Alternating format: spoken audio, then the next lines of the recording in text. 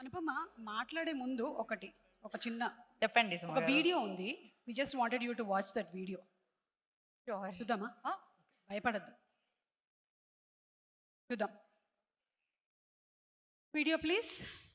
కార్తిక్ అన్నయ్య నా దగ్గరికి వచ్చి హీ సెడ్ అన్నయ్య. బేసిక్ ఏంటంటే అందమైన అమ్మాయిలు అన్నయ్య అనే వర్డ్ వాడకూడదమ్మా. బేసిక్గా వాడకూడదు.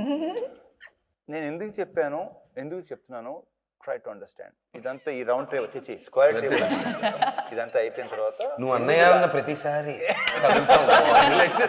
కార్తిక్ ఘట్టం నేను అన్నయ్య మళ్ళీ ఓకే ఫైన్ ఫైన్ కార్తీక్ ప్రేమగా కార్తీక్ కార్తిక్ ఎంత బాగుందో.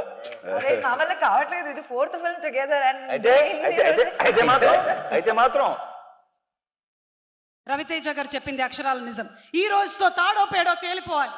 ఇదిగోండి, దీన్ని రాఖీ అనుకుందామా, ఫ్రెండ్షిప్ బ్యాండ్ అనుకుందామా? కార్తిక్ గారిని వేదిక మీదకి రావాల్సిందిగా రిక్వెస్ట్ చేస్తున్నాము. సో మీరు దీనికి ఏ నేమ్ ఇస్తారో అదే. కార్తిక్ అన్నయ్య అయితే రాఖీ అవుతుంది ఇది, లేకపోతే ఫ్రెండ్షిప్ బ్యాండ్, అంతే.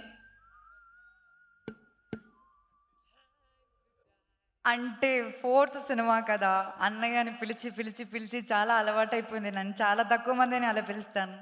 సో తను కూడా పాపం ఫస్ట్ సినిమాకి బాధపడి ఉంటాడు, సెకండ్ సినిమా నుంచి అలవాటు చేసుకొని ఉంటాడు. సారీ రవి గారు, 4th సినిమాకి తప్పట్లేదు అనుకుంటాడు. ఇక ఇవాల్టితో డిసైడ్ అయిపోయిందని డిసైడ్ అవుతాడు. ఎస్. అన్నయ్య సన్నిధి అది నాకు పెన్నిది. అమ్మో, ఆ దేవజాన్ గారి మ్యూజిషియన్స్ వచ్చేస్తారేమో వాయించడానికి. ఓ దట్స్ రియలీ మీ బాండ్ ఇలాగే హ్యాపీగా హాయిగా ఉండాలి అని